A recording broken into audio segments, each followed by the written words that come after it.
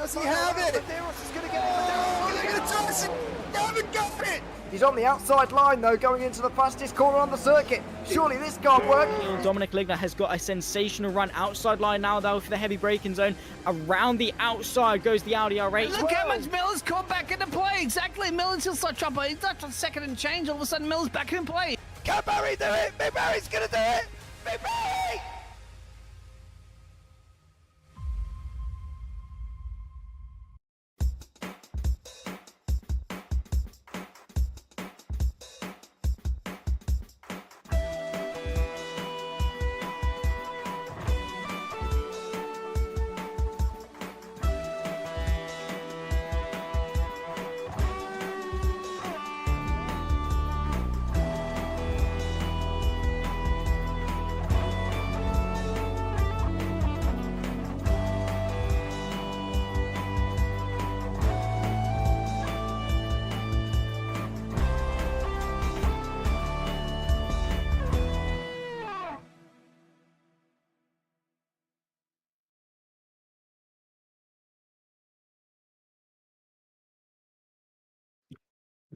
Good evening, ladies and gentlemen.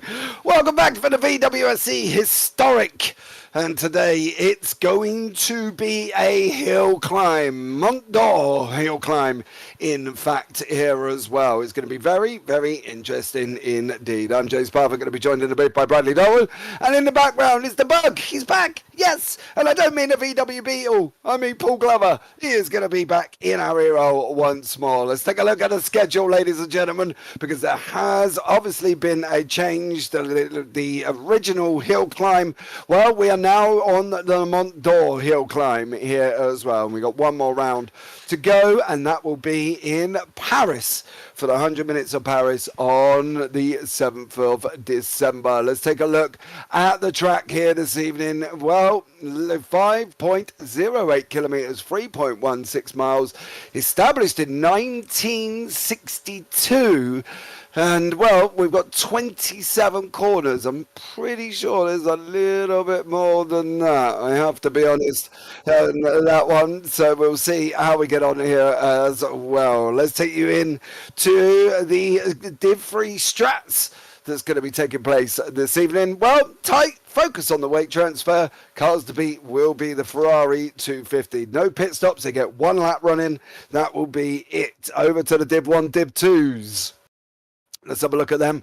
Cars to beat will be the Lotus 23B and the Giulia TZ. Keeping up momentum and hit the apexes.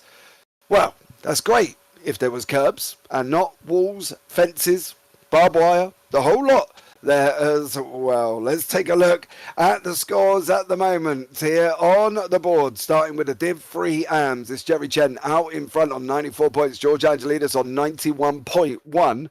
Then there's a massive gap. It really is between them two, to be basically honest. We've got John Meyer, Peter Meyer, Barry DeMarzo, Jason White, Dave Coors, Yarizo Sakic, Tom Mountjoy in the teams, Flying Kiwi, Jerry Chen and John Meyer ahead of Scudiera Cavalli Ferrari here for Jason White, George Angelidis and Barry DeMarzo, 128 there as well. Let's go to the Div 3 Pros. Nicholas Custons out in front on 73.15, just ahead of Bradley Sellers on 69.15. I think it's a 3.75 gap there on the right hand side. Then you got Magnus Dahlgren a little bit further back, not 100% out of it, as well as JT Tammy, another one that's not out of it, but it's going to be tough. Then we got Woodward De Bruin, Timon Suvic, even Funk, Ross Smith, Tom Lane and Mike Bell. That is the top 10 from 11 to 21 on the right hand side. On the team standings, Emmy Racing 99.4, Smile Power 82.2, and Rookie Monsters Shelby Daytona on 65. So team standings still up for grabs, and the championship still up for grabs in the Div 3s. Going over to Div 1, 2 AMS now. Adam Gray out in front on 86.9 ahead of Eric Monet. Then we've got Michael Locke, James Bowders, Fernando Ferreira, David Backus, Celadon, Tom Mountjoy, Santiago Dancourt, Luke Goodlife and Filippo Materazzi round out the top 10. The others below that haven't really taken part much this season whatsoever. Div 1, 2 Pros. Final ones of the evening. Elgo Buzanik out in front by 2.45 over Dan Hurlock. That's another championship still up for grabs. Ben Borman, too far back. Becky Ely, Cameron Barker, Reese Gardner, David Jun, Oliver Day, Luca Tavanari, and Dan Kirby rounding out the top 10. And again, you've got 11 to 26 on the right-hand side. And then along from that, 27 to 35. So we've had 35 drivers in the Div 1-2s.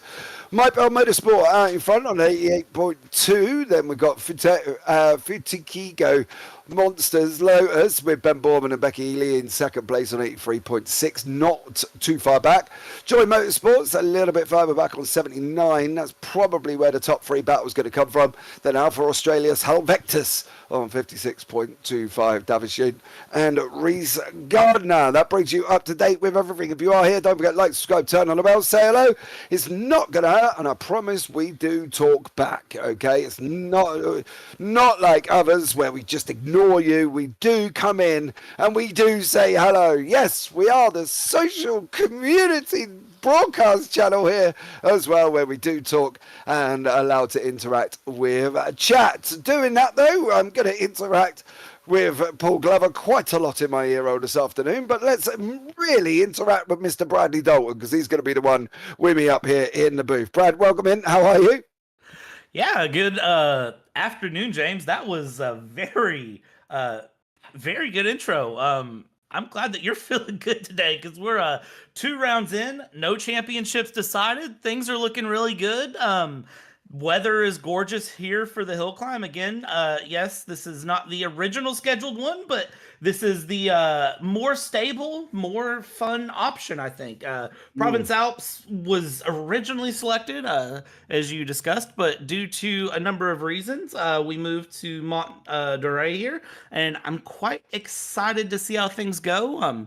No championship mathematically set, and again, a track where the Lotus is going to do really well. I'm a little annoyed that this is a track that the Lotus could do really well, and poor Ben Borman seems to be having one issue after another today. Yeah, we're quite lucky. There's going to be no qualifying, guys. Let's bring you up to date on what's going to happen, okay? So they're going to go into practice. Then there's going to be a running order that's set already. Now, starting with the lowest people in the championships, okay? So it's not all Div 1, Div 2 AMs. We've got the likes of Eric Monet, Div 1, Div 2 AMs, and Adam Gray, Div 1, Div 2 AMs. Jeffrey Ellis is Div 3 because his points are lower than Peter Meyer, who's a Div 3 AM, and Oliver Zuman Norman, Div 1 and 2, who's got lower points than Whitehead and Meyer on Div 3 AM. So it's literally how many points you've scored in the standings has representative your start position. So the last one that will go in 27th at the moment is Nicholas Kirstens. Drivers will be released every 2 minutes. They will have to pull up to the line.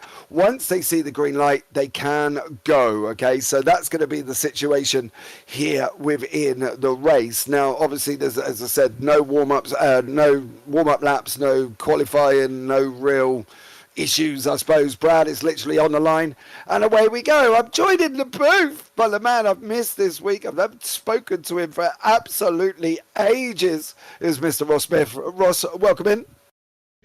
Good afternoon. Hello, everyone. Hello. How are you, sir?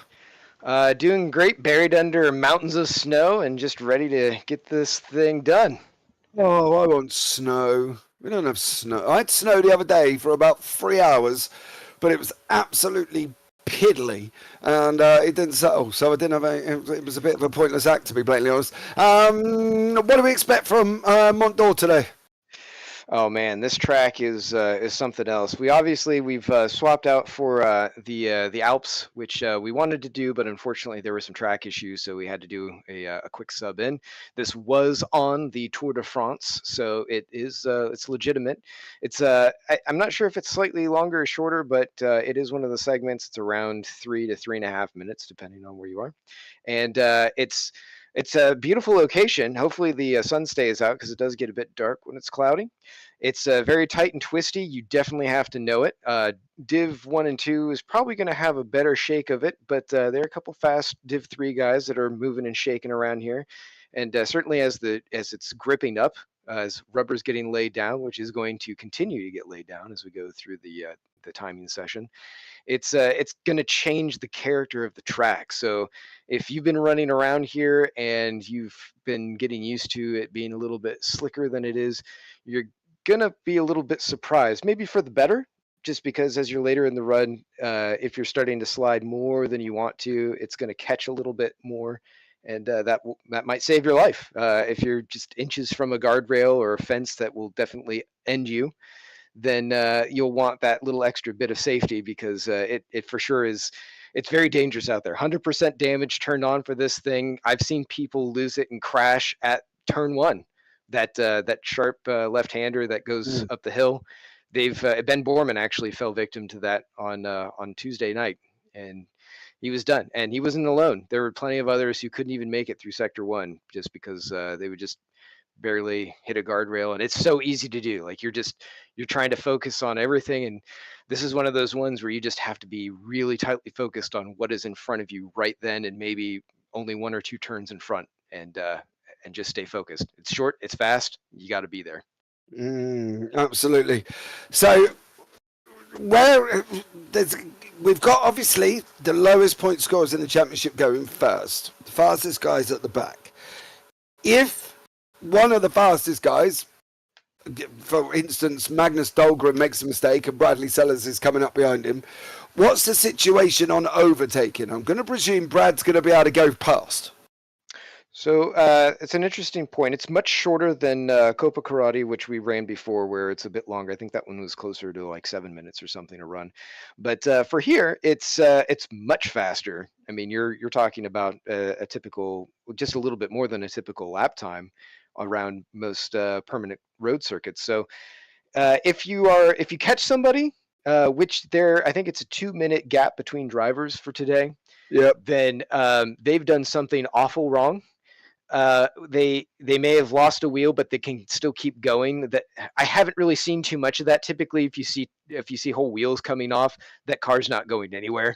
But in the rare circumstance, if somebody gets stuck and they just need to try and make it to the end to try and maybe get half a point or whatever it is, then the ruling is if you are caught and a driver is within 1 second behind you, you must let them by. You have to get out of the way and immediately let them pass. You cannot encumber them in any way, and you are not allowed to overtake them unless they've had a crash as well and they can't move. But generally, if you're dead, if your car cannot move, it's legitimately done, then you should exit the track immediately. Oh, so we're talking almost F1 blue flag rules. A bit, although I mean, in Rally Hillclimb, there shouldn't be overtaking. I mean, it's a bit of a meme if you get into that situation. So we're trying to look and make sure that doesn't happen. Dude, I'd like to point out, I've been sat here for the last hour watching practice. Trust me, there's been wheels going off all over the place. Oh yeah, I mean, you've got to push really hard right now to figure out where can you eke out that last little bit, because you don't have a whole lot of opportunity to make up on a longer hill climb or like a Targa Florio or something like that. 1 or 2 corners or something that you don't hit quite right. Okay, it's not the end of the world. But here, everything has to be as good as you can make it, because there just aren't enough corners to get better. So how are you getting on here at the moment?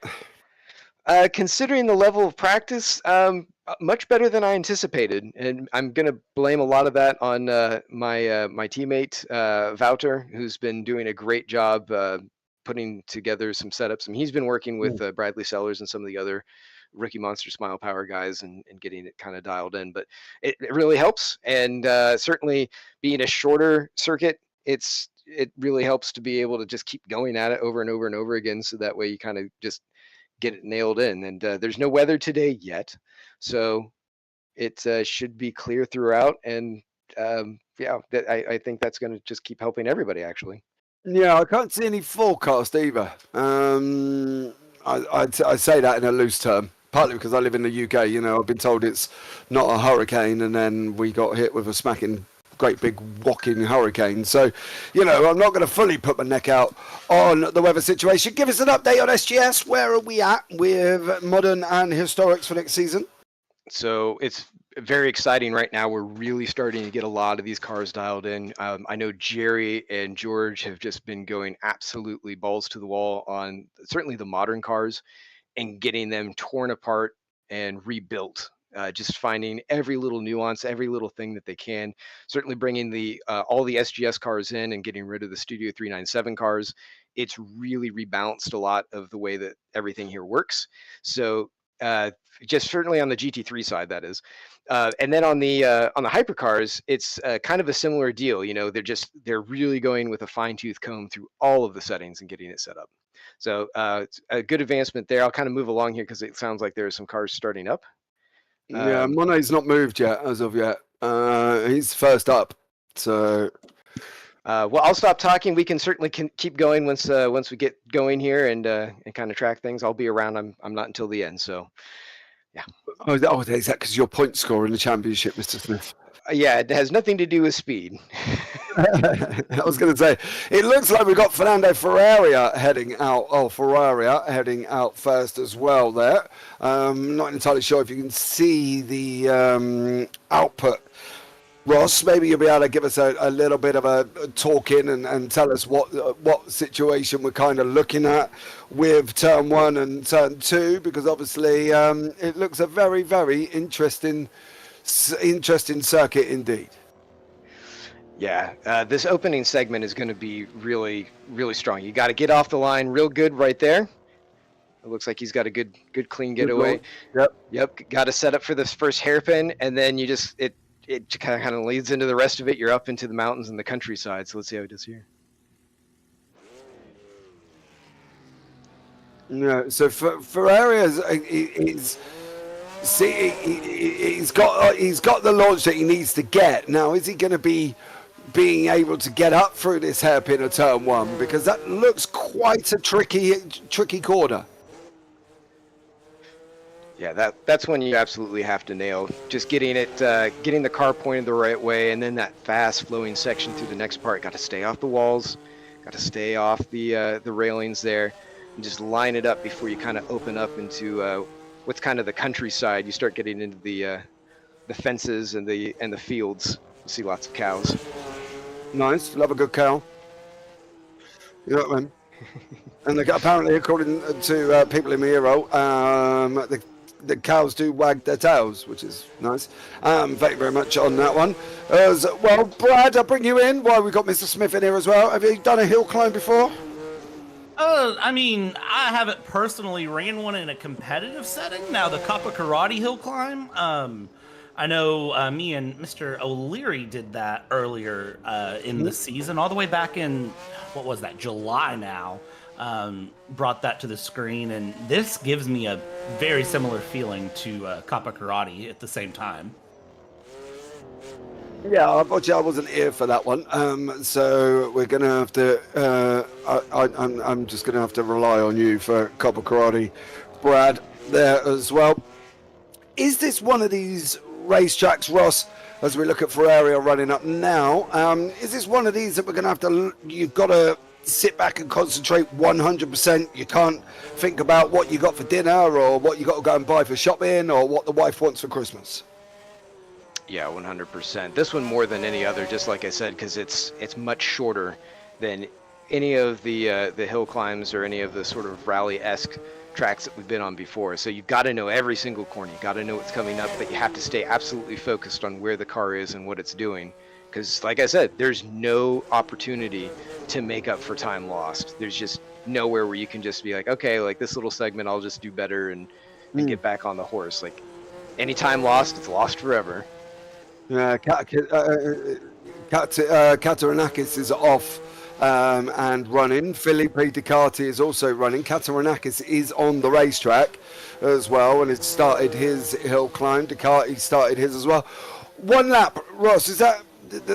does that add a massive amount of pressure knowing that you've only got one shot? Oh, it's huge. And for anybody who's running towards the back, just the anticipation, it waxes on. If you're in the middle, it might be okay, but past halfway, you've just been sitting there cold. You can't remember what the track is like. The rubber levels changed so much. The weather might have changed. I mean, we might see clouds come in even if it doesn't rain, and that's going to totally change the way you do.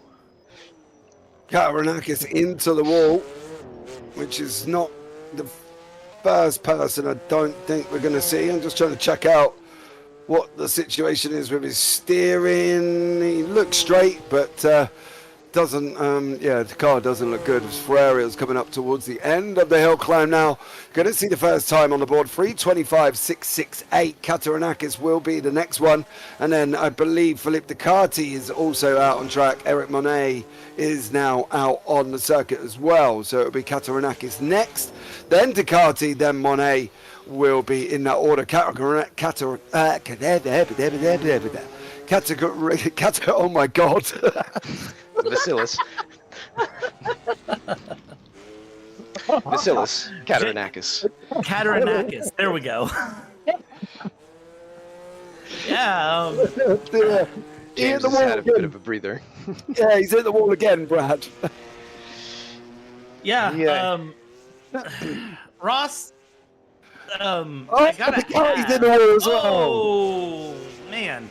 I have a feeling that I think you already touched on the wall, but I have to ask, just because this is a technical point and I want to make sure that I have this one right myself, and maybe you can explain this for people that didn't see the last hill climb.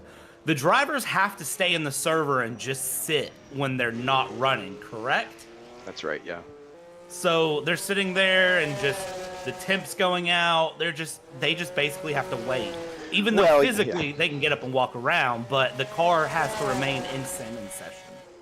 Yeah, I mean, fortunately it's not running, like piping out fuel and heating up the engine or anything. But yeah, you have to stay on the session. You can't run out. You can't go through and like do some practice runs or anything like that. You've got to sit here. I mean, unless you have another instance of R Factor 2 that you can hop in, another rig or anything like that, then yeah, you've got to be here. Which, oh no, right to the end. He's got to coast across.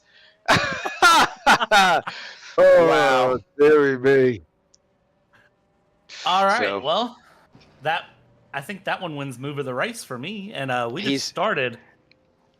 He won't be the only one to do that for sure, because that last corner, you're right at the end, it's right there, and you want to take it just a little bit faster than you probably should, and you're going to just sweep out, and that fence is totally unforgiving. You can see a little bit there for Ducati. He actually learned his lesson from a previous run, but he's going to put it to the top, I believe. Yeah, 313. Yeah, 313 on that one for Ducati.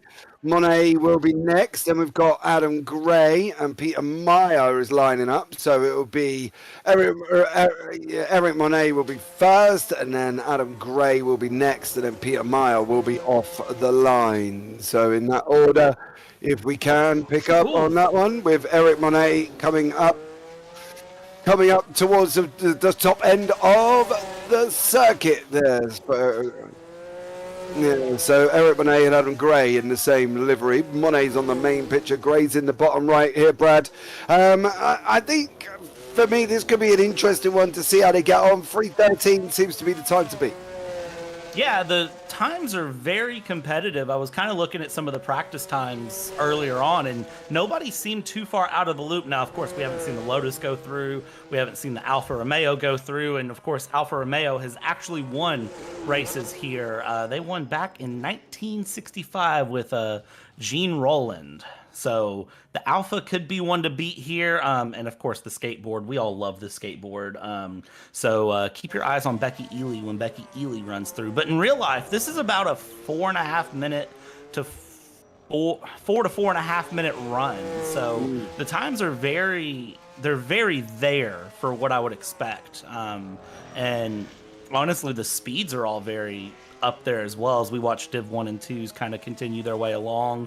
Top speeds are about 150 kilometers an hour, so not extremely fast, just over, I think it's about 75 miles an hour, which is fast when you look at how this road is set up, but it's not, blazing speeds like we saw at Monza, or we've seen at other tracks here through the season.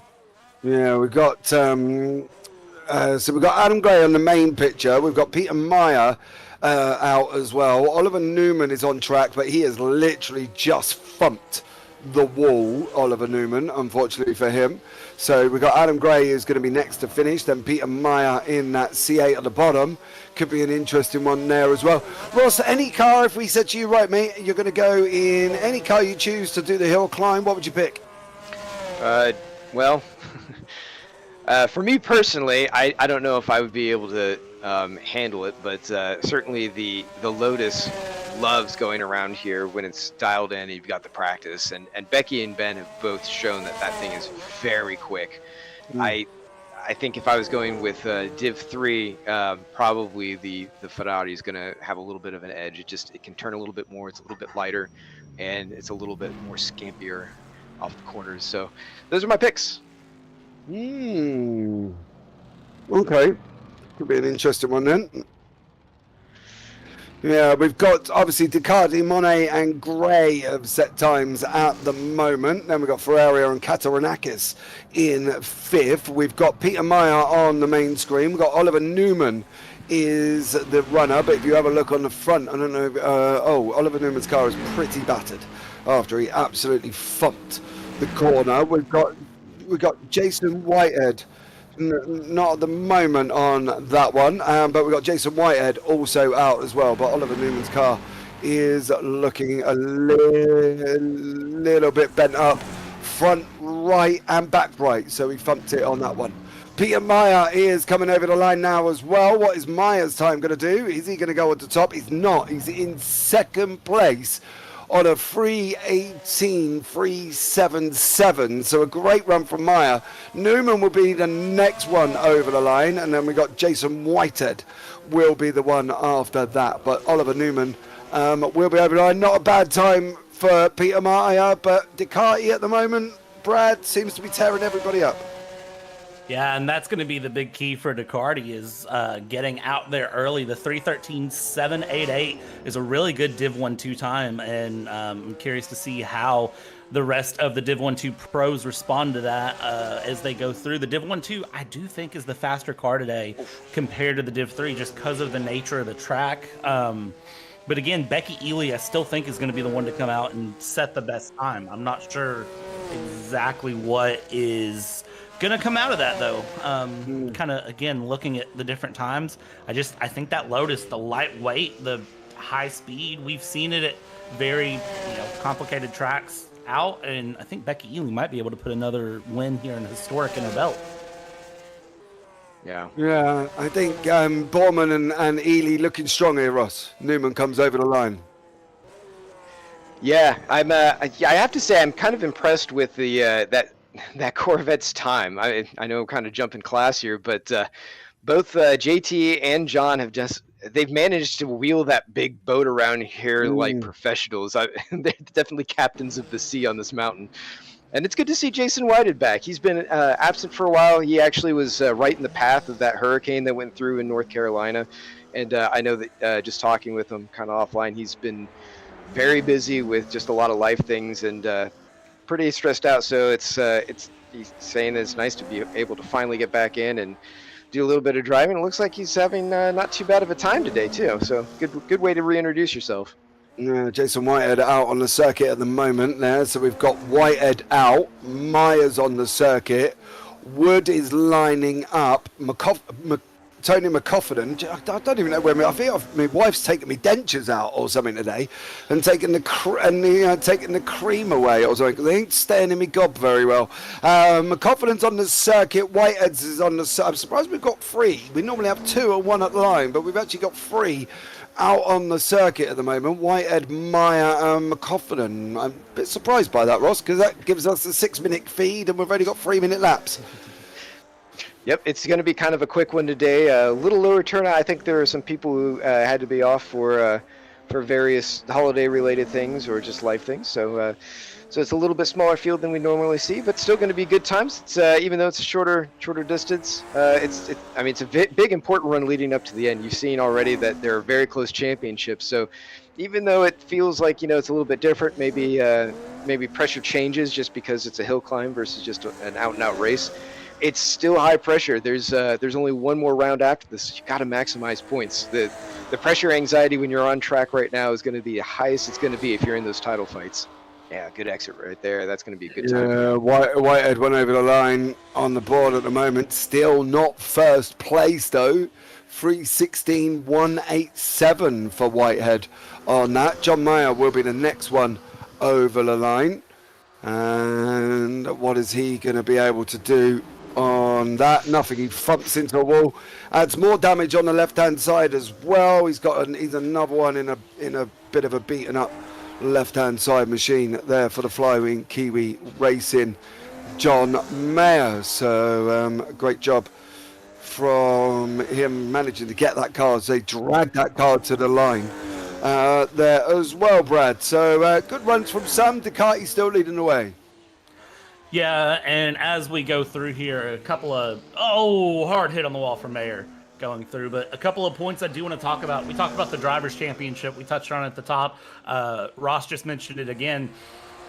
This is a big implication race for the Drivers' Championship. No championship is decided. The only thing that I think is decided officially today is that Ben Borman is out on Div 1-2 because Ben Borman decided to press the brake pedal like he was trying to win a weightlifting competition and busted his brake pedal, then fixed it, and then the PC decided it was done for the day. So Ben Borman is officially out of the battle for Div 1-2. However, there is still a battle for Div 1-2 going through. So Div 3, you've got a 4-car battle that's showing up in teams. You still have 3 teams that are battling.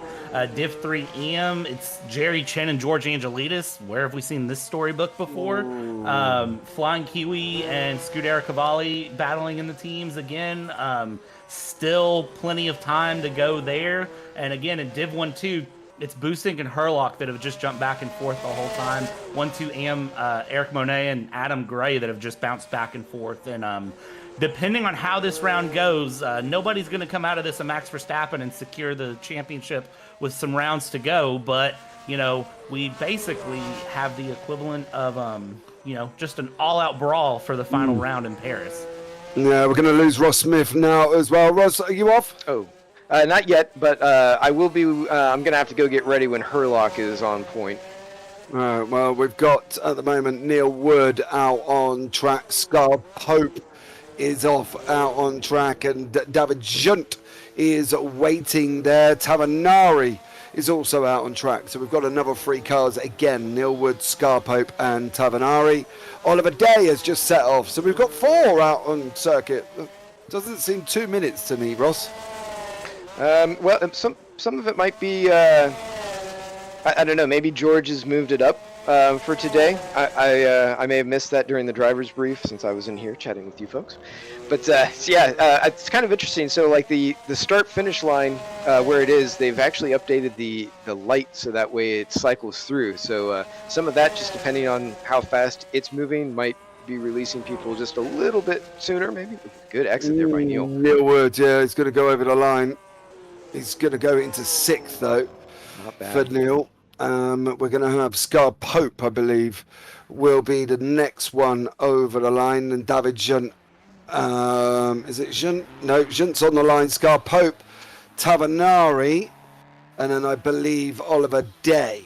They're the 3 running order currently as well. So Scar will be the first one over the line in his little Alpine A110 as he's coming up towards the end of the lap. I can only tell that by the red and yellow tyres, to be honest with you, Brad. Other than that, I'm a bit lost where they are at the moment. Wouldn't it be a storybook moment if Scar Pope here in this Alpine were to win everything today here with a French hill climb? Wouldn't that just be a good little storybook moment of the day? Don't know that it's going to happen because looking at some of the practice run sessions before, ideally the Lotus is the best car. Scar Pope can't land a time doing that. But he was finished. He was finished. He was over the line. There's a little celebration, yeah. He was celebrating. Tavanari is the next one. I think we've got coming towards the end. I believe Tavanari may have already gone over the line. And he has, and he's gone on top at this moment in time and on a 3:11. Looks like Ollie Day as well. Okay. A little bit of connection. Yeah, connection issues for Ollie Day. David Junt out on the circuit. We've got Reese Gardner lining up, ready to go. So we're back to 3 on track, but Mr. Junt and Ollie Day. Ollie Day will be the first one, next one over the line, which means we are literally flying through the order. We have got 14 cars that run and we've only got 13 left to go. Quick fire, thick and fast here, Mr. Smith. Oh yeah. I'm very curious to see how Oliver Day does, because he is just absolutely manic in this thing. I mean, he's fast in the Shelby. He's been putting up rapid times in the Porsche, so I kind of want to see how he pulls it off. He's really close to the wall there, but yeah, he's quick. And to the point of the circuit, I just want to throw it in here before he wraps up. Big shout out to Don Fryman and Scar Pope, who have been working their tails off getting the tracks all ready for us as we come to the end here, and you're going to see it with Paris. Oh, Day on top by Place. 4.8 seconds. That's Stellar quick. run by Ollie Day. Yeah, David Jones next. 306. Damn. You're going to have to get on your bike, Mr. Smith, and you're going to have to keep your foot on that pedal. Yeah, I'm gonna. Are you going to get a 306? Oh no! If I get to a 311 to 313, I'll be pleased. Yeah, I want to make it to the end, so I'm probably going to back it up a little bit. David should. Because I don't want to do that. Where's he going? He's going to fall off the mountain. Oh! Oh, he's gone. He's going to. Where's he gone? He's in the. What the blinking Nora is going off of David Judd. No! And he is. Wow. Oh, that's the worst. You can't get out of that. No, if you go on board with him, it's actually quite amusing because he's got half the tarmac, half the car, and a tree the other half. There you go. There's David Judd's situation. That's unfortunate. I feel for him. There. He ain't going to be able to do nothing out of that, unfortunately, for David Judd. He is stock. So there we go. Good evening, Stacey. Sorry I haven't welcomed you or Kim in the YouTube chat. Thank you so much for coming in and saying hello. Much appreciated on that one. Apologies, I was a little bit late on that one. But yeah, it's going to be interesting. Poor old David Judd isn't going to get a time on the board. But I can tell you one lady who is the recently married Becky Ely, who is out on that Lotus. So we'll keep an eye on her run as well, because I think that's going to be an interesting one. David is still stuck in the tarmac. Not entirely sure why he's not just going back to pit lane on that one. Ross, any idea?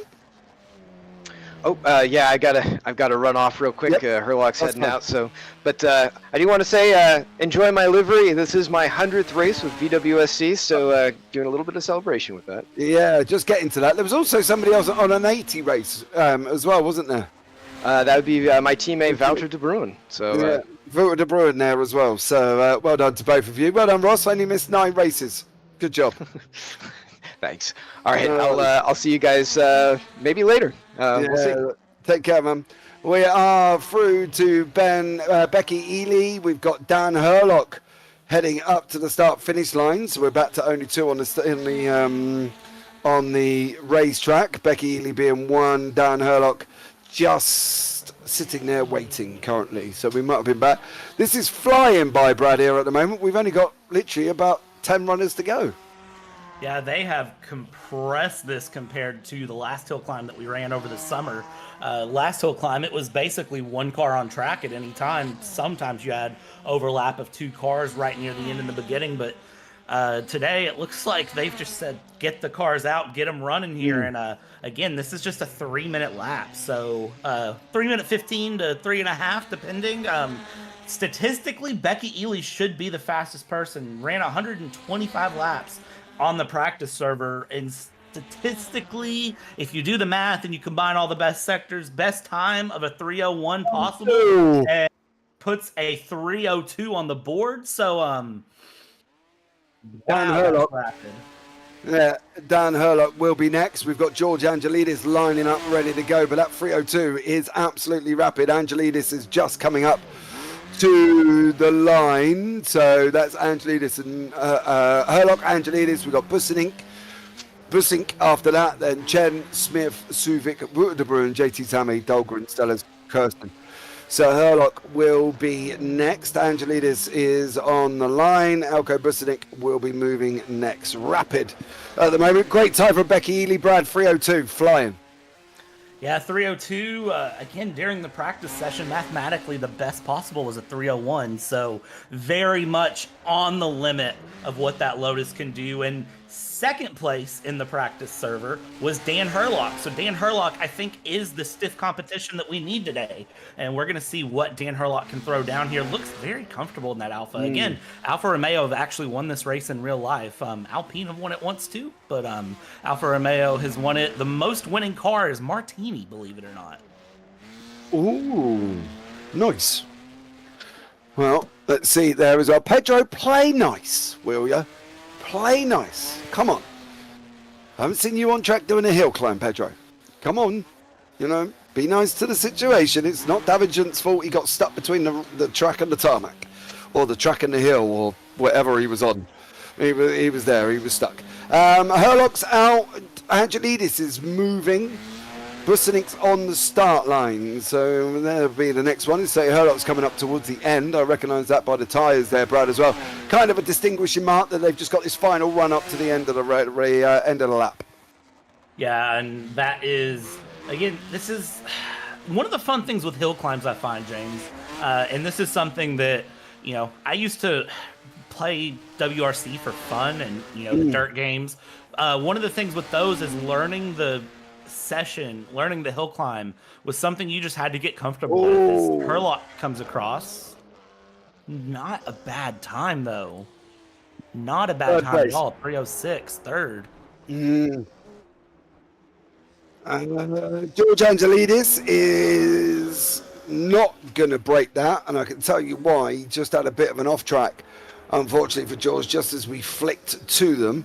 And unfortunately for George there, he was off the side. Becky ollied over Oliver and Gardner with that skateboard. I believe she did, Stacey. As well, it does look like George Angelidis has had a bit of a thump on the front left, which you can just see there in your shot. Left as you're looking at it, front right if you're driving in it. But most of you at home are not driving in it, so it's going to be the front left that you're looking at the moment. Look at it from what you see at home, everybody, which be you looking at the car rather than sitting in the car whatsoever. So, you know, regardless of what's going on in the heated discussion in my ear from a producer who I'm just flat out ignoring, as we're coming up to the end of the lap there, Brad.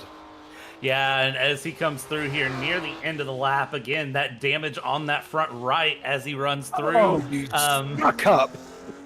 Jesus Christ. I have to hear him in my ear, Oh, my too. God. If And you I'm just cannot saying, hear I think what he's is correct. going on. Brad, gee, give over. We got most of the people at home. It's the front left they're looking at, not the front right from behind the wheel. Stop it. You walk into the booth and the first thing you do is drop Paul Glover an apple. God, Jesus Christ! It's like two for one up here. I'm not having this. I've had to hear Paul in my ear when you haven't for several races this season. I know. He's not technically wrong, though. You would say front right, but front left from your point of view at home. You'd say it backwards. That's what I how said. you said Thank you. You said you said it different. It's not the same. Oh my God. What's your language, James? They don't understand the front left as you're looking at the car compared to front right if you're driving it. How much more basic do I need to get? Everybody on that one. Let me know in YouTube chat what you think. Is it front left or front right as you're looking at the car? Jerry Chen's out on the circuit as well, which means we are literally 1, 2, 3, 4, 5, 6, 7 to go. Busenik is just come over the line. Great job from Elko. He is in second place at this moment in time on a 2:03.938, so the times to get him rapid.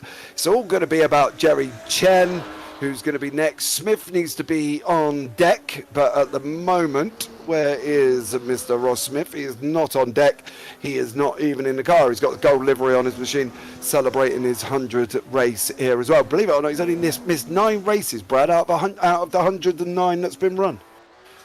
Yeah, and when you think about that, that's a big achievement to miss just 9 races out of the 109 that's been run.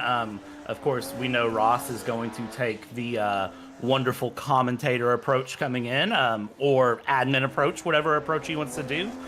He is, pretty openly spoke about that after this season, he's going to take some time and really dive into SGS, which, considering, their goals for 2025 with both modern and historic, the upcoming historic cars that are going to be a lot of fun to watch.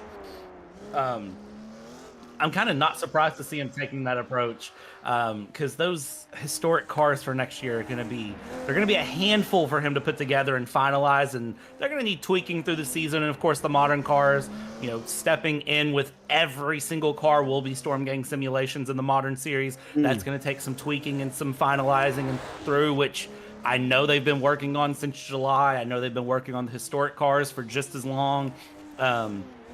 It's going to be fun to see. And yes, I cannot say what the historic cars are. I've been sworn to secrecy, but I think everyone's going to be very happy when they come out, which hopefully will be next week. Yeah, on the last race of the season, we will find out on that one. Front right quarter panel, Stacey, I could go off you. Get off. Get up. Right. Take care on that one. I don't really... I've got a bug, right? Have you ever had one of them annoying flies that fly around your head to the point of where you want to smack it so hard and squish it? That's how I feel right about now. There's a bug that I have buzzing around in my ear roll. And if I could squat it and put it on my hand and squish it, I would. Unfortunately, we're quite far away from each other at the moment, so I just have to listen as Jerry Chen goes over the line at this moment in time. What is he going to be able to do? Is he going to take that place away from Ely? No. Oh my God, he was well slow. Down in 17th on a 3:25.444. Not a good run for Jerry Chen there. I'm ignoring Paul at this moment in time, Brad, so not a good run from Jerry Chen at all. Yeah, no, and again, that's kind of what I expect from the Div 3 cars, is to be well off the pace of what we're seeing, and that is just weight. That is the size difference of the car, and, we saw it in previous races. Bridgehampton, we really saw it, where you would see, in certain sectors of Bridgehampton, the Div 1-2 cars just corner better, they run better, and they would catch up. And then the Div 3 cars would open things up. And, on the power straights, that's where the Div 3 cars made the difference. And as we see Ross Smith here on track with that number 100 going, it's the 00, but hey, 100, going through, celebrating again that 100th race start here with VWSC. Yeah, I do agree. I love the fact what he's done with his livery. Looks like it's really amazing. You need an ice pack to get rid of that noise in your ear. I do. Yeah, that and the mute button stays. So there we go. Ross Hamilton is celebrating livery. Oh my God. Oh dear. Oh, I think I'm going to have to report Paul to HR. So that's the wife. He can deal with that one. So good luck with that. Team on, yeah, good luck. Team on Subic is also out on track. Ross Smith is running. De Bruyne, who's celebrating 80 races in VWSC as well. So he's out on that. But we've got Smith running forward on a currently trying to beat a 302.617, sorry, from Becky Ely in that Lotus. Here, Ross in the Shelby Daytona.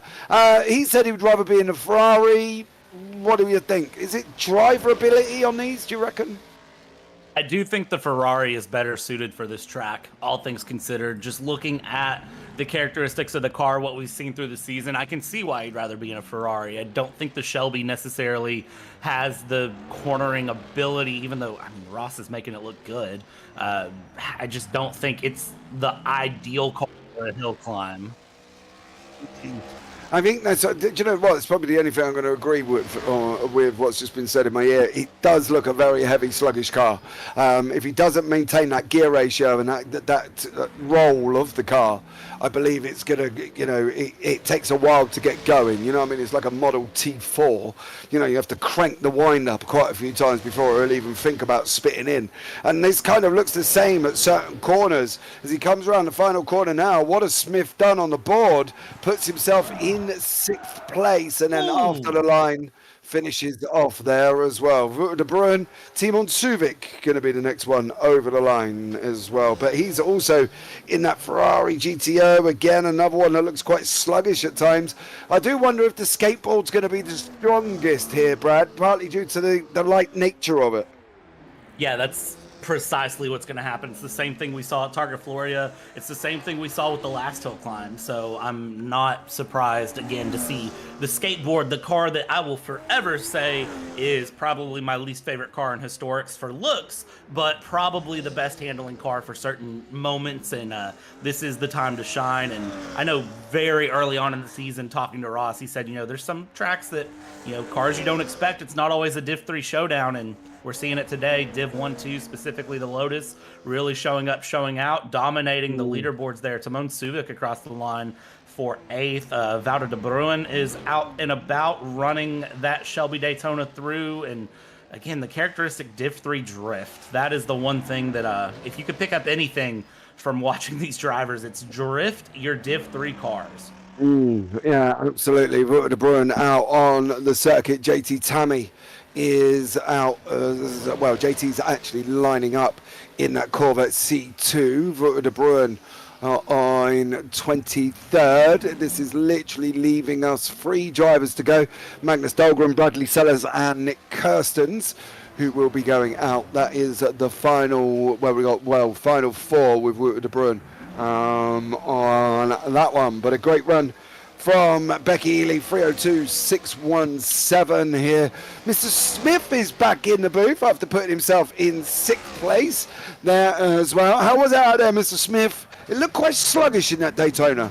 It was a little bit. It's taking it a lot easier than I probably could have, but I just wanted to bring it into the end. So mission accomplished, and I feel okay with that time. You feel okay with 6th place?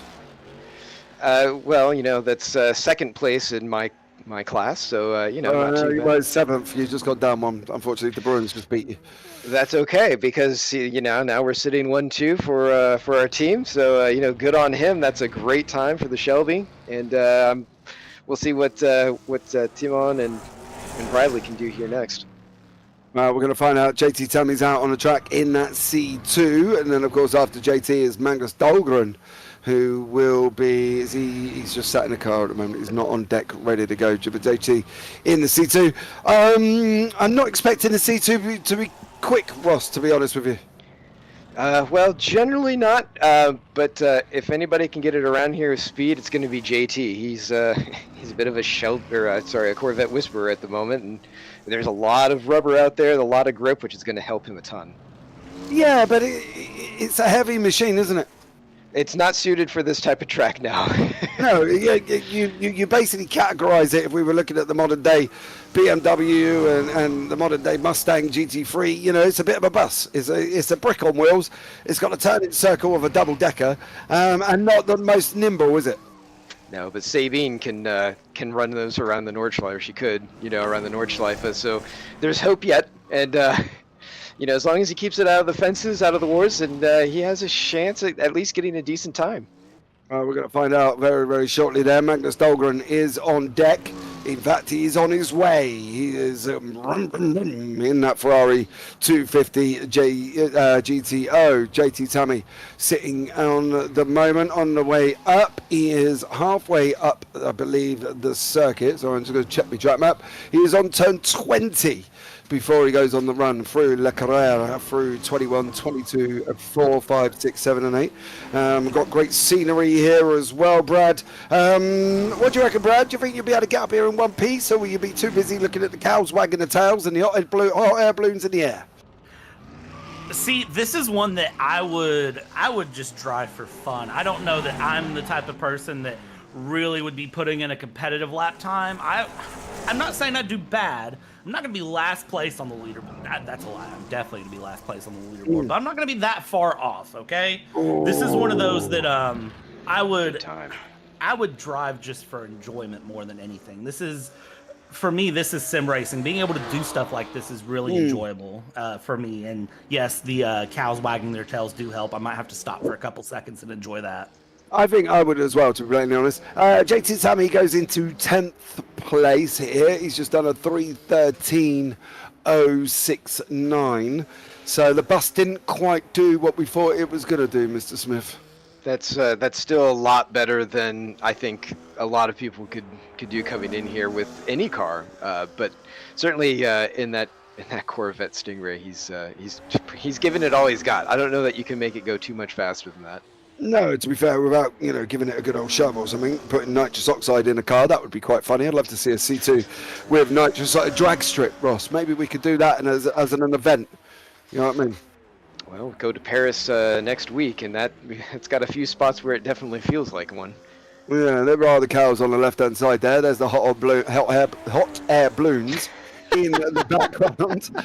Don't even go there. I don't know what's going on. I don't even know the teeth are not working. I think James might need a nap after this. He's been struggling today. I don't even drink. That's what makes it worse. It's not even like I've been on the wine or anything before I got here. Sellers is upside down. What has happened to Sellers? Well, I just looked up. I don't know. He's back in pit lane. I saw him upside down, and then he just jumped back. No, he was out there running. Yeah, he was out. I agree with. I don't know what's going on at the moment. What's going on? Right.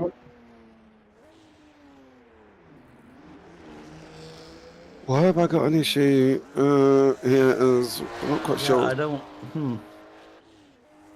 Not entirely sure what's happened at the moment. I've got Magnus Dahlgren out on track. Sellers is back in the garage. Dahlgren's coming over the line. We've got no runners and riders on the circuit. Dahlgren goes into 6th. That pushes De Bruin down 1 and Smith down 1 again. So next up on the list should be Bradley Sellers. I'm not entirely sure what has happened. He's sitting in pit lane at this moment in time. So maybe Mr. Smith might be able to clear up on that one, or he might just not have a clue. Well, I'm trying to. The replay is running really slow right now, so it's difficult to say exactly what happened here. But it's looking like, at least when I saw it, that he had gotten up on a cliffside. No, not entirely sure what's. Yeah, Sector 1. It looks like he snagged the side of the cliff. So I think he's out. Yeah, he's out. I think Nick Kirstens is running. He's the final one. He's just about to get underway. I can't get the replay to work either. It's running in like super slow-mo. And it won't speed up anymore for me, unfortunately. So I am I've got a super slow-mo replay currently, not quite working out, but we get 3 minutes to look at Nick Kirstens, the final runner here, guys, as well. And the final runner of the night. He has got a 3:02.617 to beat. It's all about Nick Kirstens. Is he going to be able to beat him? Is he going to be able to write the book and continue on in that championship fight? Or is he going to be a bit of a damp squib in that Ferrari and lose out to the Lotus 23B skateboard, driven by the recently married Becky Ely here as well? Brad, what do you reckon? Well, considering he just ate the barrier, I'm going to tell you that he's going to have a struggle to go through, because now it's that front right that is damaged very, very hard. Depending on which way you're looking at the car. Front right, thank you. Front right, yeah, actually. Front left if you're at home looking at the car. All right? If you're in a mirror. From your perspective. So Nicholas basically is. I mean, he's only got himself to beat at this point. We'll see what he can pull out of the bag, though. 100% damage, though. That thing's got to be knackered for as hard as he hit. Yeah, he did absolutely punched it there as well. I can't repeat what the wonderful fly in the ear has said, but I'm going to ask a follow-up question. James, do you all live relatively close to each other? No. Do you know the interesting thing? He's a couple of hours away. He's got to drive through. Yeah, relatively. He's got to drive through the sheeps and the fields to get to me. And obviously, the home security system, which involves the wife and a baseball bat. So, this could be quite interesting if he's really going to come and have a run. So let's see. But as you can see, the damage on Nick Kirsten's car on the front left, if you're sitting at home watching it, front right if you're driving the machine. So there we go. Oh, that one. I think this could be Becky Healy's win here, to be honest with you, Ross. I don't think Kirsten's going to have the gruff after smacking that car up. Well, I'm trying to see what his sector 2 time is here, which at 1 minute flat, that's still pretty quick. I mean, he has a chance if he can eke it out, but that thing looks so unwieldy right now. So far, he is currently 10 seconds behind Ely's time. Ely's sectors 1 was a 53.6, Kirsten's 60.0, Ely's 2 was 57, Kirsten's 60. So at the moment he is 10 seconds back, which could put him right the way down the order as I just try and figure out where he's likely to be. 10 seconds on a 3:02. He's going to do a 3:12. That's going to put him within 12th, 11th and 10th place if he carries on like this one, Brad. So for poor old Nick Kirsten's, it's all gone wrong at the end, Brad. That it has, but again, for the hill climb itself, just showing up, putting the effort in, it's to be commended. Hats off to all the drivers showing up here and putting in laps, putting in time, putting in effort. This is a difficult course, but as you can see from the front end, only the strong survive. And for Nicholas there, it's a very, very good run. 10 seconds back, Nick Kirsten's 3:12.654. That is it. Jobs are good, and Becky Healy takes the victory in the win there as well. Nice speedy one this evening. So we've got currently at this moment in time Becky Healy taking the win for Div 1, Div 2. Dahlgren, Div 3. Div 1, Div 2 AMS with Ducati. Div 3 AMS was Jason Whitehead. So a great victory for all of them. Ross, are you happy? You finished third in class. I feel good. It's a podium for our team. Wouter up there ahead of me, he put a great run in. I'm sure he's kicking himself because I bet I'm going to go talk to him. But he was only 7 seconds up, or 7/10 up from Magnus Dahlgren. I'm sure he thought, he could probably have overcome that and taken the win. But unfortunately, so he's going to have to settle for second. But we feel good about it. This has been a great event, a short one, but very sweet. Yeah, that's one of the shortest probably of the season there as well. Unfortunately, we're not able to bring you up any results at the moment because the timing box is still running with 1 hour 52, and I don't fancy running that long just to give you the results, but I will give you them by hand. Go on, Ross. Wait. One more thing. It looks like Ben Borman's trying to get into the event. I know that he was out there repairing his pedal. That was the thing that was keeping him out. And he's. I'm gonna go see if I can get more information on that. We might have one more runner up the hill in this.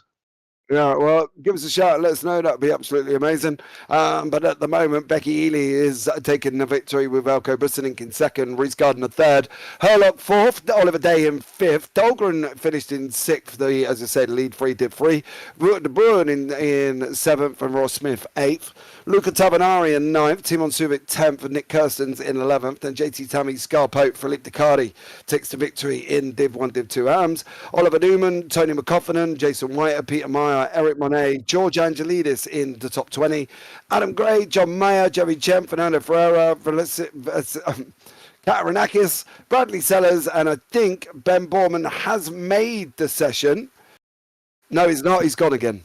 There as well. He was just joined into the session and now he has gone again. Not quite sure why I've got the grid on the screen. They're giving Ben 5 minutes to get in and run. So they are giving him a couple of minutes to try to get in, get set up, and get one lap on. So we could have an interesting moment on our hands here. Do it. Do it. Paul Glover. Do it. So there we go. On that one, give him time. Let's see how he goes. As I say, he's not showing in the session at this moment in time for Ben Borman. So we'll have to see what goes on. Yeah, we'll see where Mm, this one lands. We'll see if Ben can challenge Becky. I think that'll be the big question is can Ben challenge that absolutely amazing time by Becky? First, of course, Ben has to make it into the server, James, yeah. and if Ben can make it, then well, there we go. Mm. Well, I guess we will find out very, very shortly here. Hold on to your hats. You're going to listen to us waffle on a little bit more, partly due to the fact that we are just waiting for confirmation. Ben Borman is back in the session. Is he going to be in the session? Yeah, we're going to see in there. We've got our Mr. Paul Glover seeing if we can, if he actually moves this time or if there's an issue or whatever the situation is. But to be fair, no, he's gone again.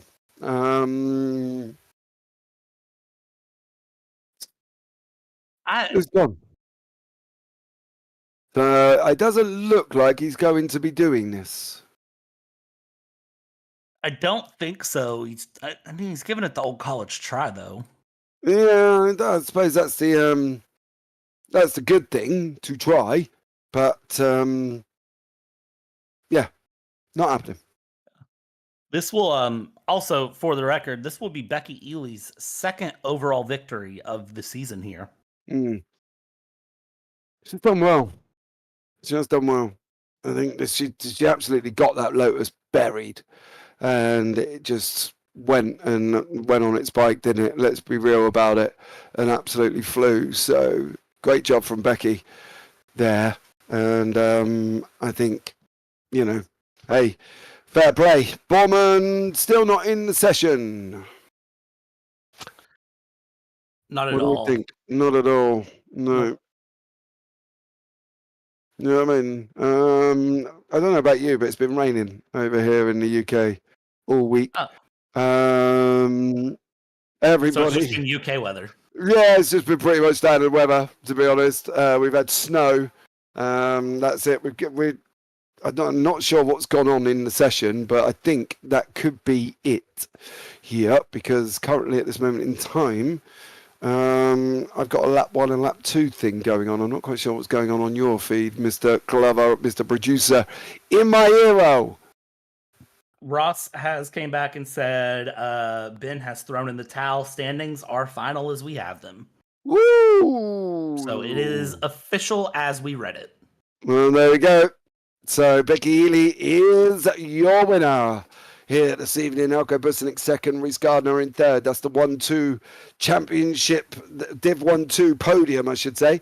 Then we've got Ollie Day in there, and then we've got Magnus Dahlgren took the Div 3 with Wouter de Boer and Ross Smith, the 1-2-3. Tavanari, Timon Suvic, Kirstens, JT Tammy. Scott Pope down in 13th. Philip Ducati is the winner in 1-2 AMS. He's separated away from Newman, McCoffin and Whitehead and Meyer before we get to Monet, who is in the second in 1-2 AMS. Then Fernando Ferreira in third, I believe, Adam Gray, Race Gardner, Peter Maher, Becky Ely.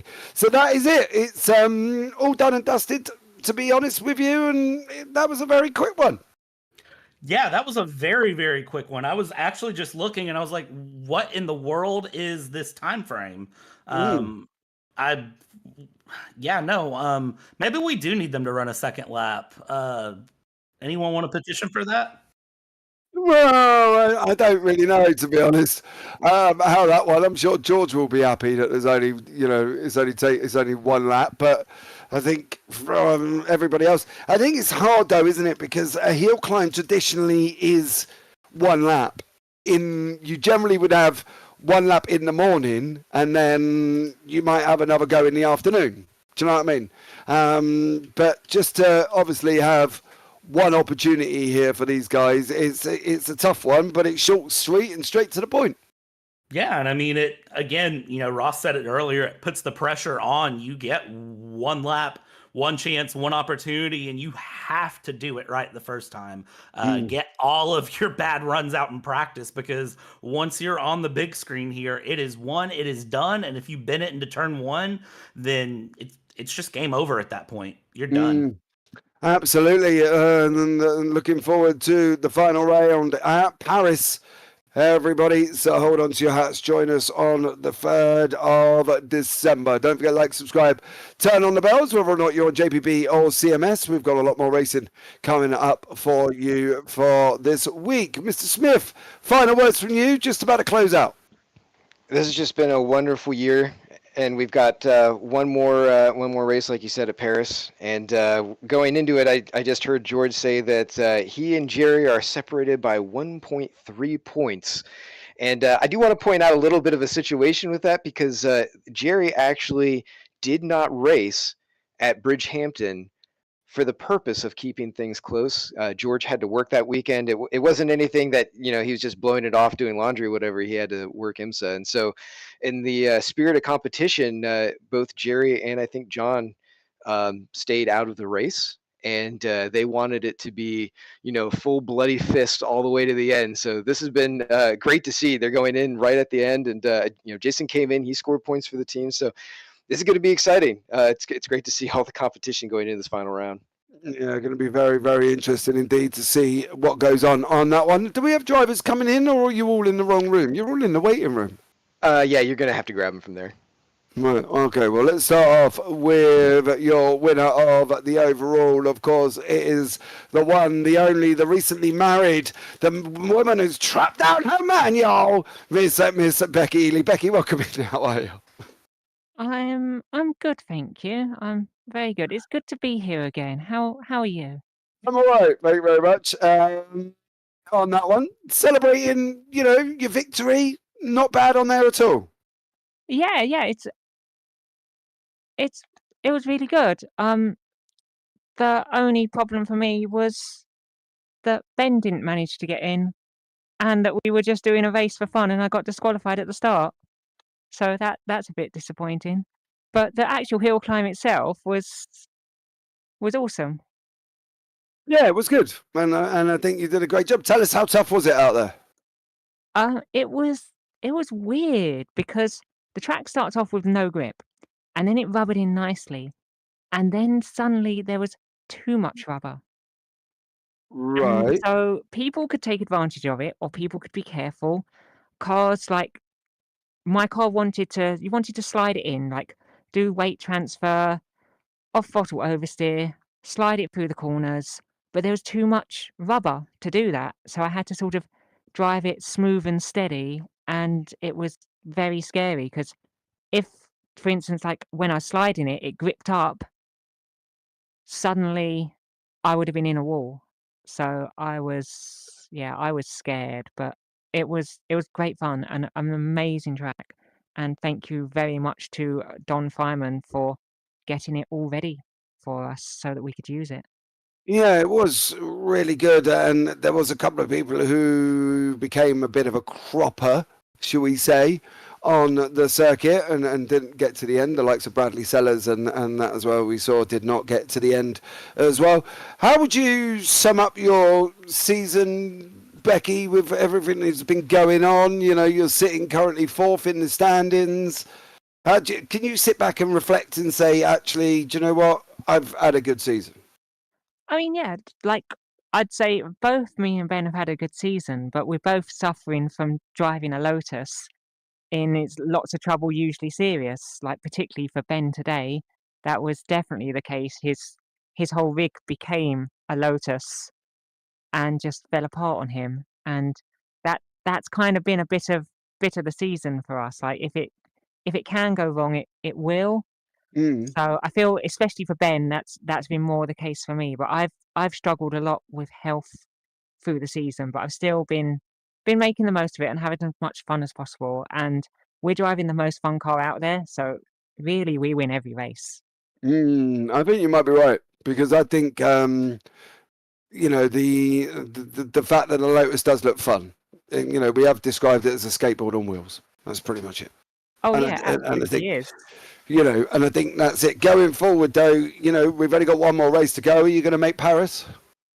Oh yeah, I'll definitely be there for Paris. I'm not sure it's going to be a good one for the Lotus, but we might be pleasantly surprised. I don't think we will, but we might be. So we shall see. It depends if we can get in some nice slipstreams, qualify well, and hope for the best in the race, really. No, awesome job. Well, Becky, thank you so much for joining us. Well done on your victory. Anyone you want to shout out before we let you go?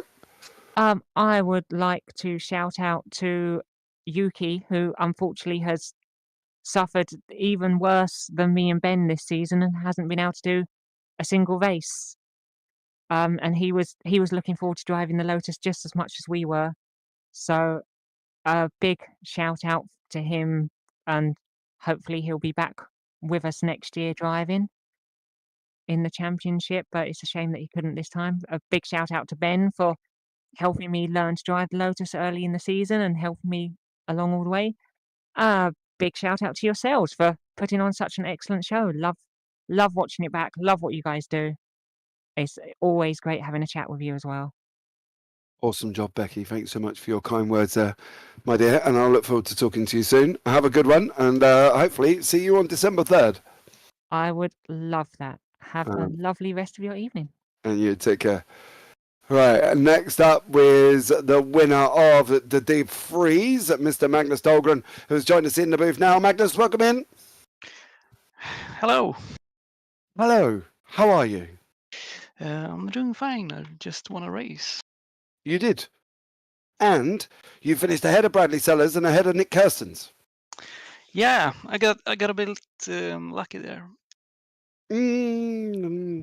I would probably say it's more of a skill issue on their part. You finished the lap and had a great time.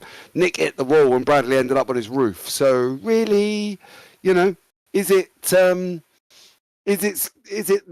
luck or is it a skill issue? Only they will know.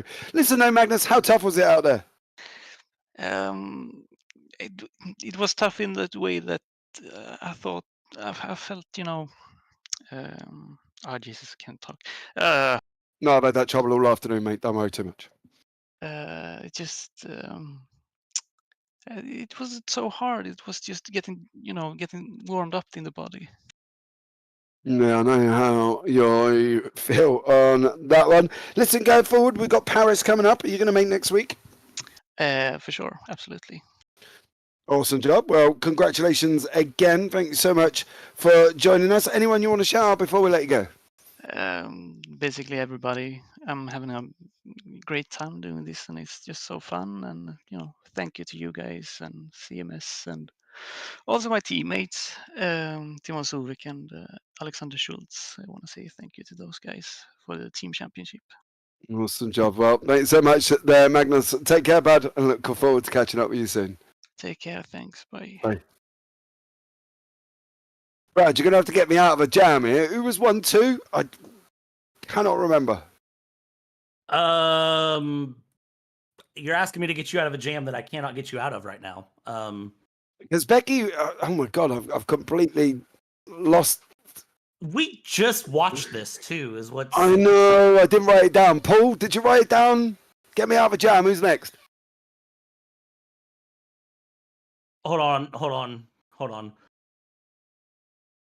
So that was Dahlgren.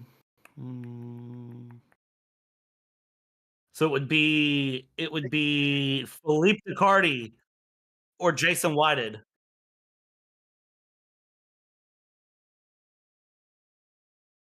Right, Yeah, let's have what a I just chat. said. Let's have a chat with Jason Whitehead, who's taken the victory here this evening in class. Jason, welcome in. How are you? Jason? Jason's doing amazing, I think. Okay, we don't have Jason Whitehead. Let's have a chat with Mr. Philip Ducardi. Philip, welcome in.